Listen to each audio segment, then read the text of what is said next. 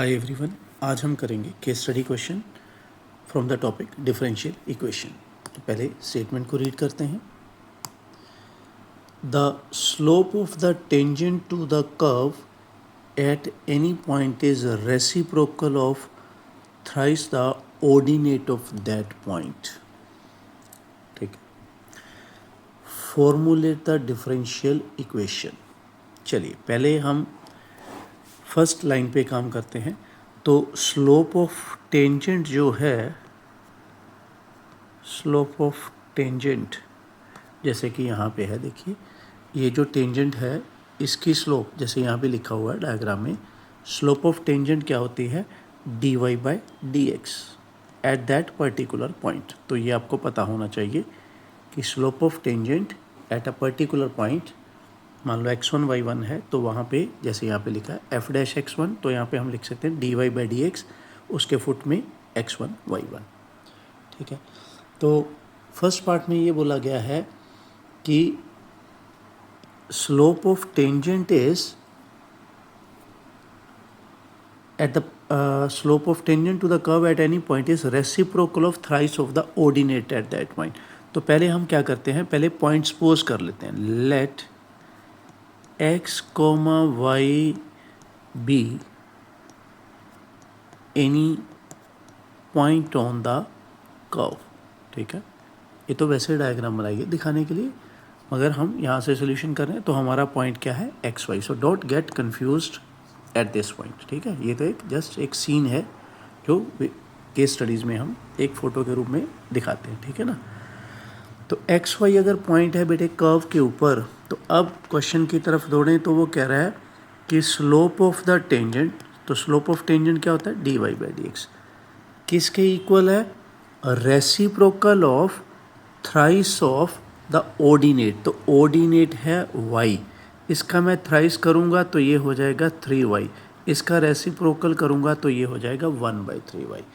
तो ये है first part of the question कि हमसे बोला गया था कि डिफरेंशियल इक्वेशन बनाओ। तो this is the required differential equation. तो फर्स्ट पार्ट हमारा ख़त्म हो गया। Second part, which method will be use to solve this differential equation. अब यहाँ से साफ साफ क्या नज़र आ रहा है कि भाई वेरिएबल जो है वो सेपरेट हो रहे हैं आसानी से। ठीक है, एक बार मैंने वैसे करके बता दिया, अदरवाइज़ क्वेश्चन में बी में ये पूछा गया है कि आप इसको किस मेथड से करोगे। तो हमारा जवाब क्या होगा, वेरिएबल सेपरेबल। ये बी पार्ट का हमारा जवाब हो गया बच्चों, कि ये बेस्ट मेथड है इस तरह की डिफरेंशियल इक्वेशन के लिए। ठीक है, ये हमारा आंसर है। अब आगे क्या है, थर्ड पार्ट में what is represented by the general solution of this differential equation. तो अब हम क्या करेंगे, सी पार्ट में इस डिफरेंशियल इक्वेशन को सॉल्व करेंगे और देखते हैं ये क्या रिप्रेजेंट करता है। तो मैं यहीं से उठा लूँगा बी पार्ट से ही, ये था हमारा और ये था। अब हमें पता है कि इंटीग्रेशन करनी है, तो इस तरह से हम इंटीग्रेशन करेंगे। ये है 3y²/2, यहाँ पे आएगा x, यहाँ पे आएगा c। ठीक है, तो अब ये पूछा गया था कि ये क्या रिप्रेजेंट कर रहा है, ये क्या रिप्रेजेंट कर रहा है। तो हम अगर कॉनिक सेक्शन की हमें अगर अच्छी जानकारी है, मान लो इसको मैं नंबर 1 लिखता हूँ, तो मैं लिख सकता हूँ कि 1 जो है वो रिप्रेजेंट कर रहा है family of right handed parabolas. तो जैसे मैंने कहा कि भाई इसके लिए कॉनिक सेक्शन की जानकारी होनी चाहिए, तो इसको देखते ही इसमें कुछ ज़्यादा समझाने वाला नहीं है, बच्चा आइडेंटिफाई कर लेता है कि ये राइट हैंडेड पैराबोला की फैमिली है। फैमिली क्यों बोला जाता है, क्योंकि सी इसमें है। ठीक है, आगे चलते हैं डी पार्ट पे। If the curve passes through the point 3,4 then sketch that curve. ये बढ़िया है पार्ट, कि अगर कर्व जो है 3,4 से पास कर रही है तो उस कर्व को स्केच करके दिखाओ। चलिए करते हैं। ये थी हमारी कर्व बच्चों। ठीक है, इसको किस पॉइंट से पास करना है, 3 4 से। तो इसमें मैं 3 और 4 पुट करूँगा, मतलब x की वैल्यू 3 पुट करूँगा, y की वैल्यू 4 पुट करूँगा। देखते हैं, कैलकुलेशन करते हैं। इस तरह से कुछ बनेगा। अब यहाँ पे बनेगा, इसको काट लें तो 16 3 48 है, 24 आ जाएगा 2 से कट के, ये आएगा। तो c की वैल्यू जो है वो है 21।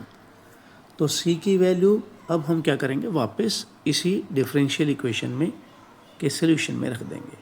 तो अब इसको देखते हैं क्या है। 3y² is equal to x plus 21, ठीक है। y² is equal to 2/3 x plus 21। अब इसको क्योंकि हमने कर्व स्केच करनी है तो इसके लिए क्या एल्गोरिथम होता है हमारा, x प्लस 21 को एक बार कैपिटल X पुट करिए, y को कैपिटल Y पुट करिए। x प्लस 21 को कैपिटल X और स्मॉल y को कैपिटल Y। तो देखिए यहाँ से आपको एक थोड़ा कूल सा स्ट्रक्चर मिलेगा जिसको आप देख के बोल सकते हो कि ये राइट हैंडेड पैराबोला है। मतलब जो भी कर्व है वो है, गारंटी है कि वो राइट हैंडेड पैराबोला ही है। मगर कैसे बनेंगी उसके लिए कुछ हमें इसके फीचर चाहिए। जैसे कि मैं मेन फीचर में बोलूँगा कि इसका वर्टेक्स तो पता होना चाहिए। तो अब यहाँ पे मैं लिखूँगा न्यू एक्सिस, यहाँ पे मैं लिखूँगा ओल्ड एक्सिस। न्यू एक्सिस मतलब ये वाली। तो ये न्यू जो है ये हमारा वर्टेक्स क्या है, 0 0, क्योंकि इसमें देखिए अब जो हम 11th में करते हैं ना इस तरह का स्ट्रक्चर, तो उसमें हमें ये चीज़ें याद होती हैं कि इसका वर्टेक्स 0 0 है। अब हम आते हैं इसमें वापस, क्योंकि हमें तो भाई क्वेश्चन का वर्टेक्स चाहिए जो पैराबोला क्वेश्चन बना रहा है। तो आप क्या करोगे, ये वाली वैल्यू, ये कैपिटल X की वैल्यू बच्चों यहाँ पे डाल दोगे तो स्मॉल x की वैल्यू आ जाएगी -21। अब ये वाली कैपिटल Y की वैल्यू है, यहाँ डाल दोगे तो आपकी आ जाएगी स्मॉल y की वैल्यू 0। तो आप अभी आपके पास दो इन्फॉर्मेशंस हैं। एक तो आपको पता है कि राइट हैंडेड पैराबोला है, एक आपको पता है कि वो यू टर्न जो है उसका कहाँ से है, -21,0। तो ये इतनी इन्फॉर्मेशन है हमारे लिए क्या है, इनफ है कर्व स्केच करने के लिए। तो ये देखिए अब मैं यहाँ पे क्या करता हूँ, यहाँ पे मार्क कर लेता हूँ एक बार -21,0 और यहाँ से यू टर्न मारूँगा क्योंकि मेरे को पता है कि भी ये राइट हैंडेड पैराबोला है विद वर्टेक्स -21,0। तो ये उसका एक रफ स्केच हमारा तैयार हो चुका है। जिस पार्ट में हमें पूछा गया था, हाँ ये था स्केच द कर्व। ये 4th पार्ट हमारा डी पार्ट हो चुका है। ई पार्ट क्या है, will the curve be differentiable at x is equal to -21। ये देखिए अब है डिफरेंशियल इक्वेशन, मगर इसमें एक पार्ट उसने मिक्स कर दिया जो हम कॉन्टीन्यूटी एंड डिफरेंशिएबिलिटी में पढ़ते हैं, ठीक है। तो अभी मैं थोड़ा सा यहाँ पे समझाने की कोशिश करता हूँ आपको। ई पार्ट के लिए क्या पूछा जा रहा है कि भी -21,0 ये वाला जो पॉइंट है, क्या यहाँ पे कर्व जो है डिफरेंशिएबल होगी। तो यहाँ पे आपको रूल्स का बच्चों पता होना चाहिए कि कर्व हमारी डिफरेंशिएबल कब नहीं होती, अगर तो वहाँ पे गैप है तो वहाँ पे कर्व डिफरेंशिएबल नहीं होती।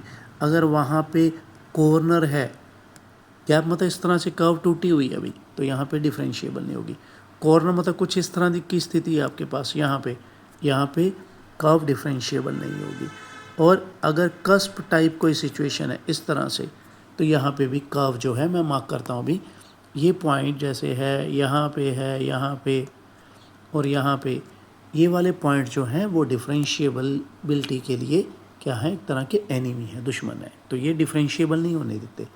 मगर हम जिस सिचुएशन को इनकाउंटर कर रहे हैं ये वाली है, तो यहाँ पे क्या गैप है, नो। कॉर्नर है, नहीं है। कस्प है, नहीं है। तो हम यहाँ पे बोल सकते हैं कि यहाँ पे अगर हम टेंजेंट बनाएं, डिफरेंशिएबिलिटी का कि ये भी तरीका है सोचने का कि अगर यहाँ पे कोई टेंजेंट बनाए तो सिर्फ एक ही टेंजेंट बनेगा, एक से ज़्यादा नहीं बनेंगे। तो इसलिए इन सभी तथ्यों को ध्यान में रखते हुए हम बोल सकते हैं कि भी हमारी जो कर्व है ये डिफरेंशिएबल है, कहाँ पे, -21,0 पे, मतलब कर्व स्मूथ इतनी है कि इस पॉइंट पे सिर्फ एक ही टेंजेंट बन रहा है। तो इस तरह से बच्चों हमारा जो केस स्टडी है ये वाला, इसके सारे पार्ट हमने डिस्कस कर लिए हैं, ठीक है। तो अब हम मिलेंगे आगे नेक्स्ट केस स्टडी में। अगर आपको समझ आ रही है जो भी मैं कम्युनिकेट कर रहा हूँ, डिलीवर कर रहा हूँ with the fresh and new case studies day by day, ठीक है, तो आप ज़्यादा से ज़्यादा इसको लाइक करें, शेयर करें, कमेंट करें, डिस्कस करें। अगर आपको कोई दिक्कत आ रही है किसी पॉइंट में तो आप मेरे को कमेंट बॉक्स में लिखें, मैं कोशिश करूँगा कि उसको मैं डाउट को आपका निकाल सकूँ। So thank you very much and have a nice day.